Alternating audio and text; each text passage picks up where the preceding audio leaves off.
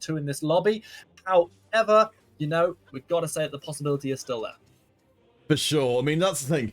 I think one of the things we've been discovering as our players have been playing is that, you know, Josh and Chan was saying that they were kind of seeing things as more 1st and 8th coming into the final lobbies.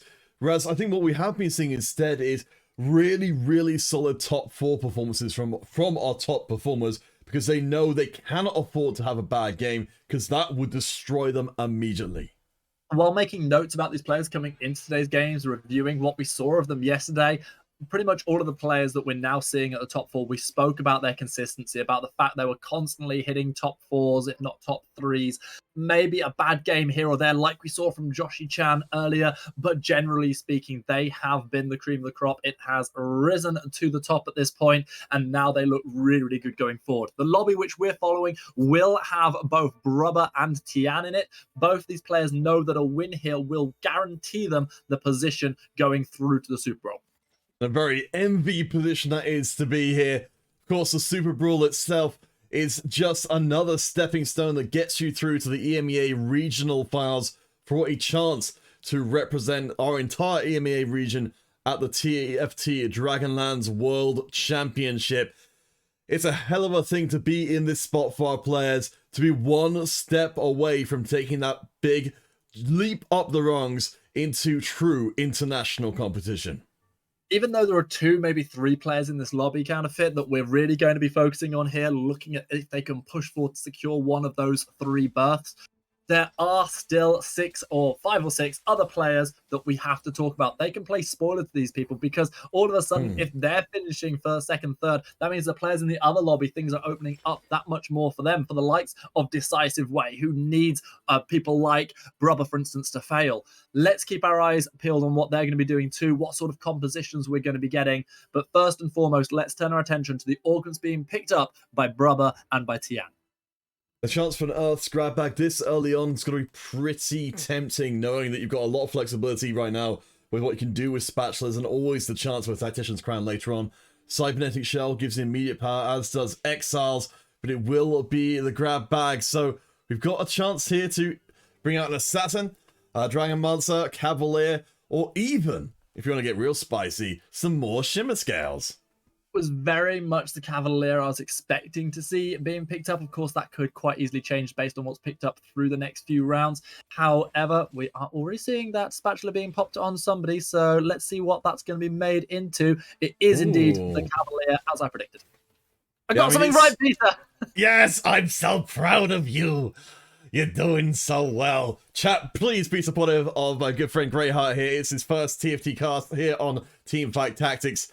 So, you know, please show him as much love as possible. Hopefully we'll get him back here again. I quite enjoy the hate as well, but and for clarity, on this specific channel, it's my first TFT cast, not my first TFT cast ever. I'm glad to be back with yourself, Peter, because it's always a real pleasure to work with you. You've done a great job with both on cast and also the behind the scenes production. Big thank you also to all the admins making the tournament run so smoothly. It's been a real fun weekend of games. Yeah, Janikar and Manistar.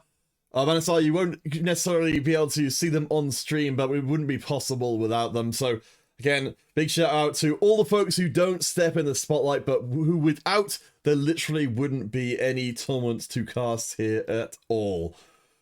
So, back to the players though. As you said, brubbba and Tiaan are 2 front runners from the lobby. Alex M, we saw, in fact, we'll go and check them out in a minute. We saw them bemoaning the fact that in the last game, they had likely given up their chance to contest for top 3. Laser Octopus, who was playing spoiler in our last game somewhat, is taking a bit of a hit here from brubbba, who themselves have lost a little bit of HP. Did we check on what augment Tiaan have been able to pick up? No, but let's do our little augment whip around. So we've got the better together for Frozak, which of course is very strong. Alex, oh, actually, wait a second. Alex M, have they got Shimmer Scale immediately? And is that Shimmer Scale Draven's Axe, Greyheart? I think we both know the answer to that one, Peter. I think that's also the noise that Alex M is making right now. Entirely possible. They're going to be delighted with the start there, and also with the opportunity to be able to bolster that one later on with further augments. We could see a pretty exciting game from Alex M, who desperately needs an 8th place. an 8th place and 8 points from 1st place. Oh my gosh, if that's a direct caster curtain I've ever heard one. I mean, to be fair, Alex M ran Shimmer in the previous game and went 5th, so has a lot of faith that the Shimmer scale will be able to carry them again through, but I think given this start, once they hit that first item drop, which won't necessarily take a huge amount of time, they're winning rounds right now, which gives a ton of time for Aatrox to get stacking. Yeah, Tiaan taking quite a chunk of damage early on. This is not what going to be one of our top 4 sort of front-running players would have been hoping for. 24 HP down before the carousel is a nutty amount of damage. Yeah, I like what we've got going on. Tiaan, with the cluttered mind, will be able to build up their XP as they go along. They've given up a little bit of gold to buy those initial units to fill the bench, but in the longer term, Tiaan should be able to hit a very strong finish. They've come in over the course of today, 2nd, 3rd, 4th, and 2nd, so they haven't left the top 4 at all. One thing that I'm taking away from this as a sort of a personal thing for my own development as a TFT player, Peter, is coming towards the carousels. When I'm playing, it often feels like the end of the world if I don't get the exact thing that I want, or at least something vaguely useful to me. But actually, from having watched the way that things developed into the carousel and post-carousel, that's really not the case here. Of course, it's nice to be able to complete certain items that you really want, but having that flexibility, which all of these players have shown a real ability to do, to move between items and to find different things for your carries to use, it's actually more important than being able to go out there and rush and sneak something away on the carousel. And I think, for me, that's a bit of personal development. And speaking of development, the big development here is that Tiaan has already got their hands on a Deja. Yeah, this is ridiculous. Taking that cloud of mine and finally the 2% high roll to put together this come. Let's go find out, of course, what this Mirage is going to be. It will be Warlord's Honor, which, of course, it hasn't really been stacking up so far for Tiaan, but I think that could be about to change. It will. Damage comes in. We're courtesy of that static shiver as well. Laser Octopus takes the loss. Tiaan happily getting this early Deja, happily picking up a win and stopping this decline down the table. Yeah, I think Tiaan is very happy to make sure that remains the case. So, again, Clutter Mine means they don't really need to spend a ton of money on XP, but they can, if they want to invest, they can absolutely push levels very quickly as long as they're willing to put their money where their mouth is. Brubbba, meanwhile, doing all right mid-table at the moment, having only dropped the 8 HP. We checked in on them earlier with that Cavalier emblem. They've popped it onto the set, who has got a really fascinating setup here. Oh my gosh, did you just make another dad joke? I didn't even mean that Confess! one. Confess! No, I don't even care. It's great. So anyway, what do we think about this? I'm fascinated by the setup here. I mean, Brubbba seems to be pretty clearly going towards Mirage themselves. We've got the setup for the one-shot Deja.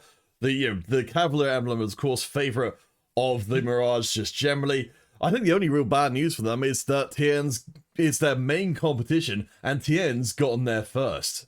Exactly where I was going with my next statement, and it's not just got there first, it's got pretty much to every useful unit early on. Fortunately, the set is punching pretty nicely. Volibear's not going to be able to stop them here. Kane will do what they can, but with that setup, Set remains the boss. Alex M will have to retire their boss status as they were previously undefeated, but of course, Alex M with a strong start with the Draven's Axe. I think, honestly, the winning streak was just a bonus, because the benefit they get from just running Draven's Axe through Stage 2 is already worth a ton of money. That's true. It's going to be Alex M looking pretty dominant in the early phases, but they're so reliant on other results, it's going to be really, really difficult for them to find the victory, and also other people finding losses that they need to come through. Alex M, going to be on the fringes of the top few places, but maybe nothing more. Well, that's the thing, Tiaan and Brubbba, they're the two players that Alex M needs to not only beat in this lobby, but beat down to the very bottom of the lobby. They need to finish out an 8th or similar for Alex M to stand a chance. Tiaan, as you said before, they've got themselves in a good position here. We can see the Warlords have stacked up on all of their units now, so they're not running a effectless Mirage. They've actually going to look like they're going to spend a little bit of time stabilizing, making sure their board is strong enough. They've now got Cavalier too, So they've got a decent front line to allow for Deja to keep on pumping out the DPS. I think that Tian's in a fantastic place here, getting the stacks going, also already having 6 Mirage out at this point. This is huge news for them. They've now got to go up against this trainer composition that Frozak's been doing pretty nicely with so far. Getting that extra shielding coming out of the Sen with the Lock of the Iron Solari is going to be helpful, and it shows just how long it takes to eat through what is essentially a fullback line of Frozak. Shen is gone, Steadfast Presence no more. Cavalier, Nunu finds themselves a big old nom, taking down another unit, and with Deja still free hitting on the back line, I'm pretty sure we're seeing Frozak taking the loss to Tiaan, who continues their resurgence. Very nice stuff indeed. As we look at the rest of the lobby, though, we have got players whose success is not as assured down at the bottom of the table. Laser Octopus down there. We'll see what they end up picking up for their augment, but they have taken a ton of damage early on. They're going to go for the Sunfire board, keeping things nice and generically strong. And the item set they've got right now speaks to some pretty good late game promise. From a Sunfire board to a Flaming Emblem, something we've seen a lot over the last couple of games. Brubbba is win streaking again, Counterfeit. Oh my gosh, brubbba, you keep drawing us back in. I'm so, we already knew, of course, that the Cavaliers would be very strong. Now we've got a set Cavalier, which is not something I've personally seen before, but it's seemingly working pretty damn well as a, I wasn't going to say a secondary damage source, but it might actually be a primary damage source. With 4 Cavalier already out getting the most out of that bonus, even though they've not really been able to activate Mirage too much. We saw it in briefly a moment ago, which would have been good for stacking up the Warlords, but with it only being on the Yone and Leona, nowhere near the value of what we're seeing over the other side for Tiaan with, of course, the Deja. Meanwhile, look at what these Cavaliers are already doing in the early game. This is an absolute destruction derby on the screen. But this is what we saw happening with the Olaf as well. If you can't get the Assassin Spatula, the Cavalier lets you just run across the field, so it's almost giving you the same kind of target access you'd have otherwise. So very bad news for Laser Octopus. We'll keep our eyes out for Tiaan as well, right in the middle. Taking the L there, but building up towards a Deja 2.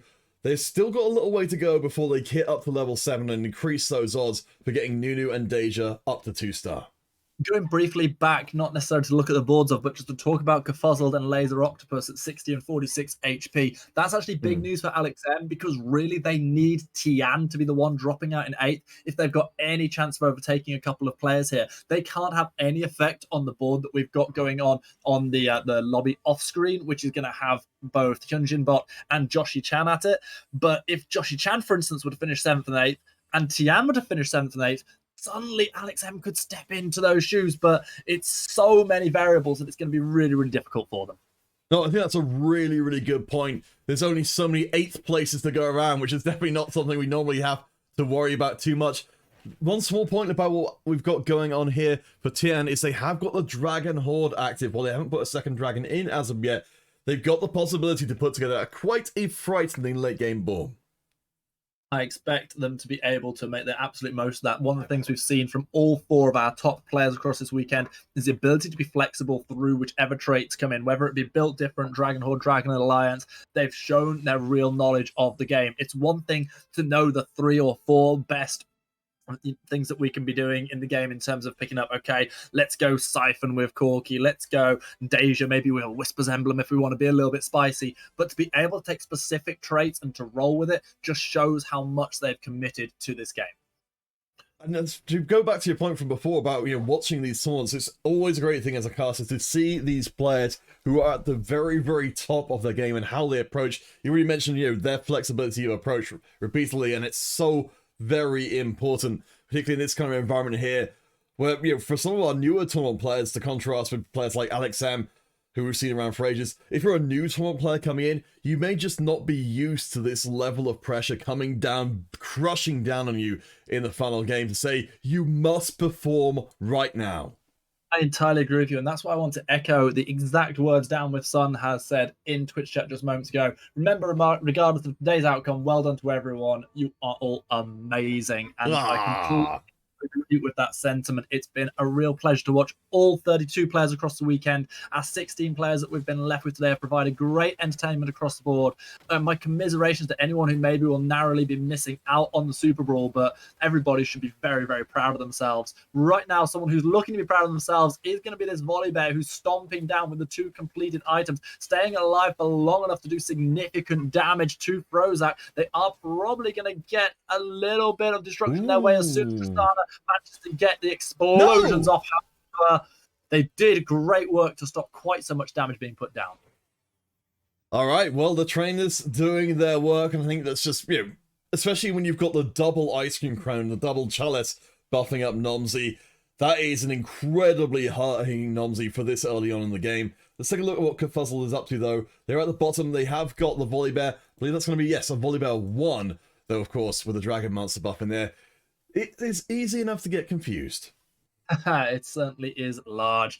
Meanwhile, that one we were just looking at a moment with the double chalice, that's going to really amp up in just 1 round's time, because then we'll have had enough biscuits going into Nomsy's belly to bring up the silver Nomsy. And the closer we get towards that plat, the more value that's going to come through from those challenges. Meanwhile, someone who's not finding a huge amount of value right now is Kerfuzzle. They've got the Jade there. They've got this Volibear. It's just not doing the work at the minute, and they take a loss to Staig, who has been doing pretty much, well, not just pretty much, but the best of anyone. One of 2 win streakers right at the top of the table. And Alex M is the other. So let's go and take a little review of what these 2 players are doing so well. So we've got the Jade set up here for Fisk. They've got themselves a really, really solid front line, looking like they're eventually going to transfer these items across to Nico. The chance to bring in an Idus as well, but they've got real concern here with Alex M just well. I'm going to go and take a look at them as well. We've got 2 players on a collision course. They've got a lot of money. They've got a lot of potential to win out the lobby. For Alex M in particular, though, this is their opportunity to maybe, just maybe, creep into our 3 qualifying spots. Touching on the conflicted units, by the way, could we just go back to Tiaan and brubbba, our 2 top players who are currently lying in 4th and 6th respectively, just to see where they've got to. So these items, which we already saw for the Deja earlier on, this is Tiaan, who was able to get the first Deja at level 5, has not been able to hit the 2-star just yet, but has got a Tome of Traits for them to be able to use and hopefully pick up maybe an extra Cavalier emblem a little bit further down the line. They haven't got a lot of traits out at the moment. Swapping over, we'll watch this fight first, and then we'll maybe have a little look at brubbba, see if they've been able to pivot away from that set now that their health bar is declining. It's going to be Siphon going out up front for Tiaan. You mentioned earlier on having the Dragon, is that Alliance or Horde? Dragon Horde? Yes, the arrows up as Horde.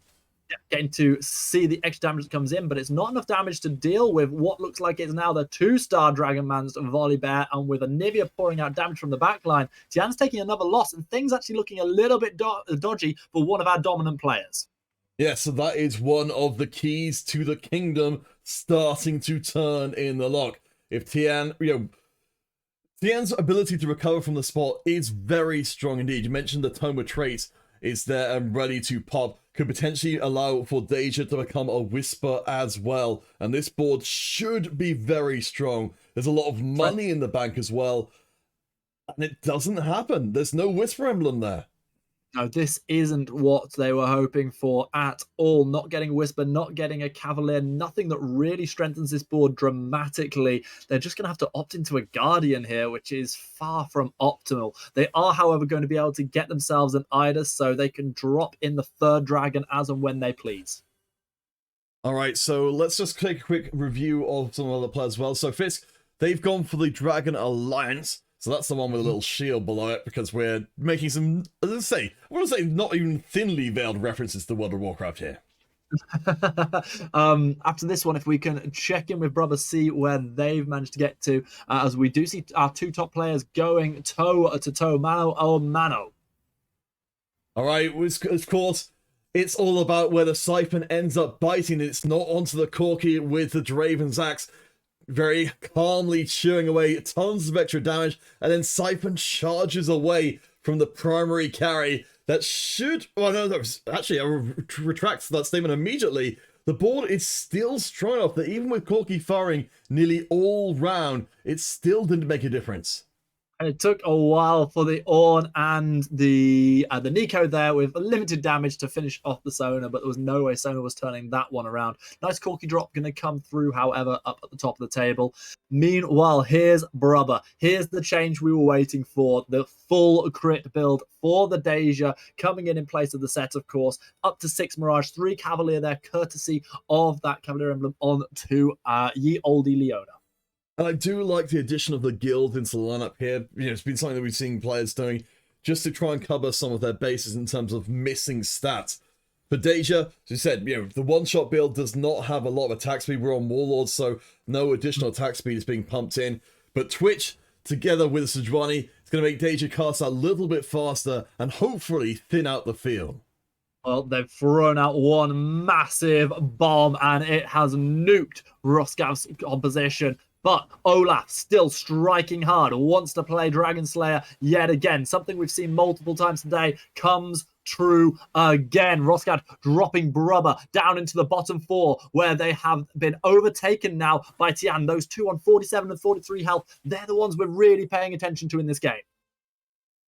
All right, more and more carousel coming in before we hit our treasure dragon, and we really get these comps coming together. Confuzzled, very low. Frozak as well. I really want to bring back the point you were saying before about, you know, for Frozak, who is currently on 21 points, and for Confuzzled, who's on 17, way below the points that need to be to qualify. If they take those bottom 2 spots, it will reduce the chances specifically for Alex M to be able to leapfrog.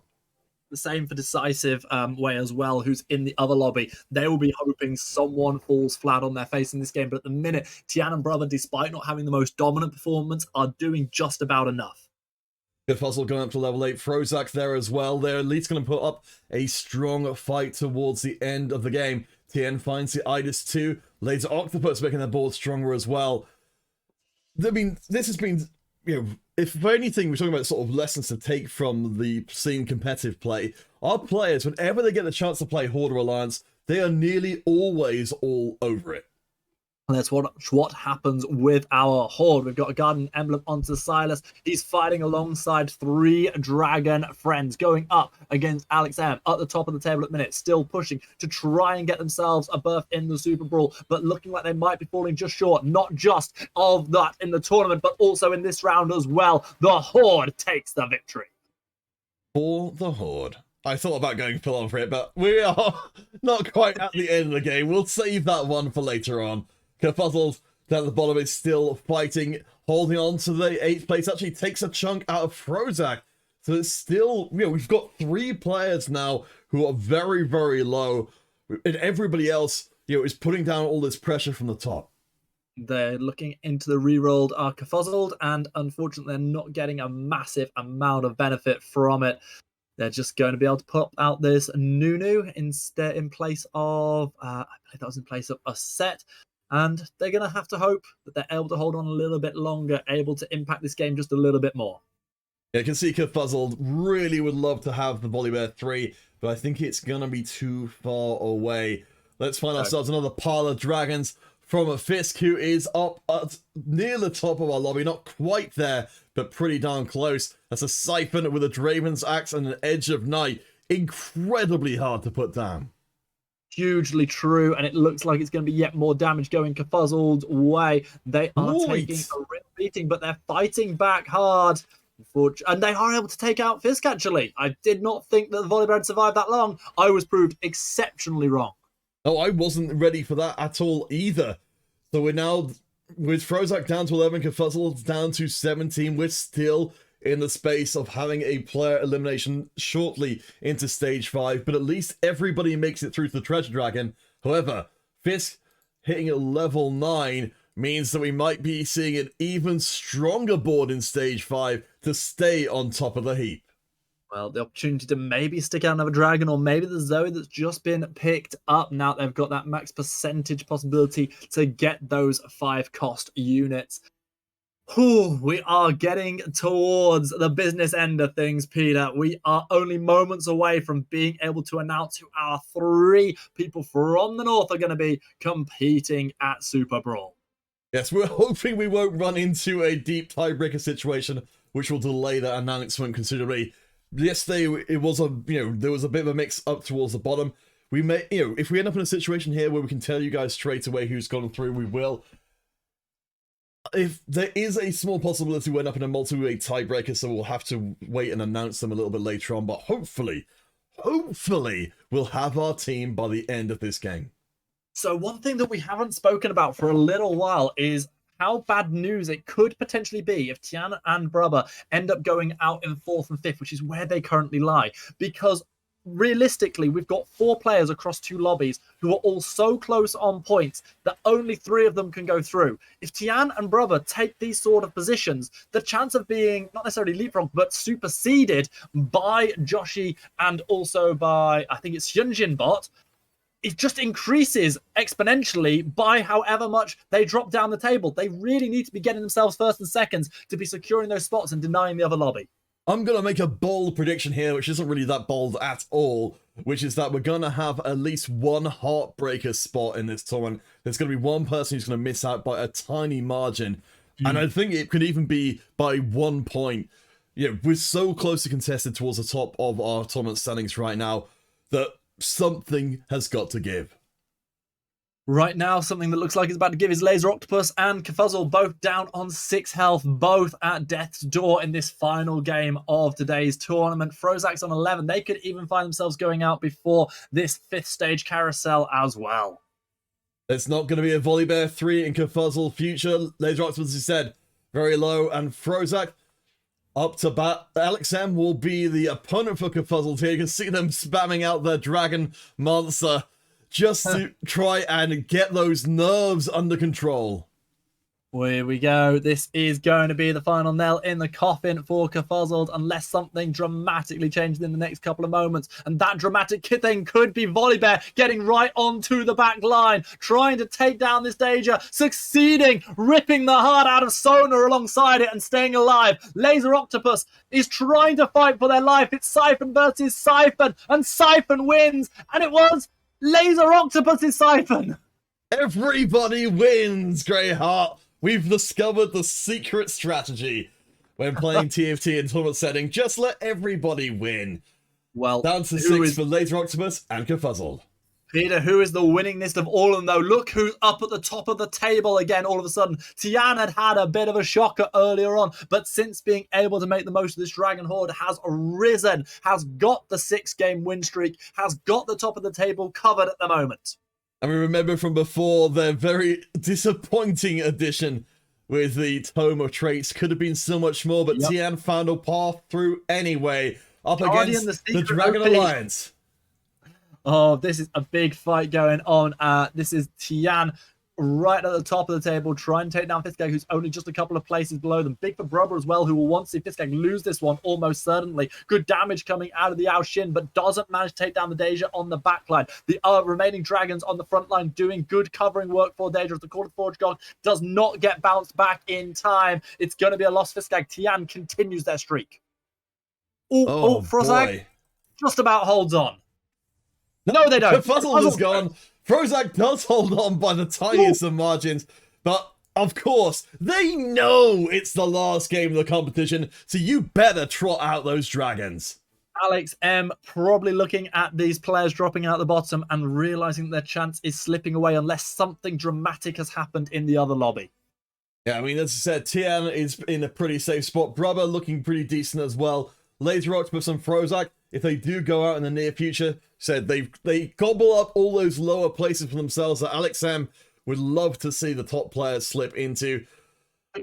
Could we take a little look at brubbba, actually? Because you're saying they're in a good spot, but with them being, 4th place and surrounded by all these people on similar HP, I can't go quite as far as saying that. I don't think they're anywhere near as comfortable as Tiaan is right now. And a win guarantees you going through to the Superbrawl if you're Tiaan or brubbba. Brubbba is very far away from being able to secure those 8 points right now. Well, I think what brubba's really got going for them is this Deja is absurd. But you're right, their board is pretty much as strong as it's going to be outside of finding a Yasuo 2 and itemizing them. Up against Laser, this would be a huge win for brubbba if they can get hold of it. This is pretty much the perfect target to be facing right now. They're going to have to eat through the Siphon before it gets onto the back line. Good crescendo, good final spark does catch on to the Deja. However, it's not going to be enough to rip through the health bar. Only a charge from Siphon could do that, and that charge does not come in time. Laser Octopus ducks out. Our victor of yesterday's qualifiers, putting through his first seed coming into today. Sadly unable to repeat that. Frozak staying alive, picking up a nice little victory there. And Alex M, importantly, has dropped down the table as well. So not only have they had some of the doors slammed on them in terms of, getting some of our top players out of the way, but they might not even make the top four themselves. I think that's entirely within the realms of possibility at this point. And I feel like even if they were to bounce back and get round about second, that's probably not going to be quite enough. I think they're going to be finishing round about 5th or 6th in this tournament. Decisive way, we don't know, because obviously that's on the lobby that's going on off screen. We'll bring you the update from that just as quickly as we can. But for now, we have to focus on towards Tiaan and on towards brubbba and their continued ascendancy towards the top of yet another game. Alex M setting up the Shyvana to be the next carry in. A lot of items slamming into the comp. Alex M knows that they've got a chance to climb one more space and can take down Frozak. That Deja is already going like the clappers, pouring out an absolute metric ton of damage. I do not think Shyvana's got what it takes. She's going to be CC for most of the round. The breath comes forward, but I think by the time she makes an impact... Oh, wait a second. Maybe the stun is good enough. It's going to be real tight. One of these two is surely going out. Tempered Fate, not quite enough to save Alex M here. They're going to take the damage. They're going to drop down to 1 health. They'll stay alive for just a moment or two longer, and long enough to get themselves the justice. Oh my gosh. Yeah, I didn't like the Shyvana in that round at all. It just felt like she was kind of trapped up there without enough support to keep her up and firing long term. Frozak down to 2. So top 4 definitely still up in question. But Tiaan, who we can check in on now, they've even managed to get a good item off the Treasure Goblin. And, they'll be able to... Oh, wait, hold the phone on that one. I thought the Infinity Edge would be going on to our friend Siphon, but it looks like it might be access to requirements. Yeah, already at full itemization there. Of course, there's an opportunity to sell that Siphon off as they've got another on the bench and just say, okay, maybe you could remove the Hextech Gunblade or something like that, pop that onto something different. We'll see if that's an option that they go for to be able to maximize this Infinity Edge. Meanwhile, however, we are coming down to our last 5 competitors in our last game of what has been 12 games across 2 days of competition, Peter, and it's been great fun so far. That fun shows no sign of ending, except it shows sign of ending.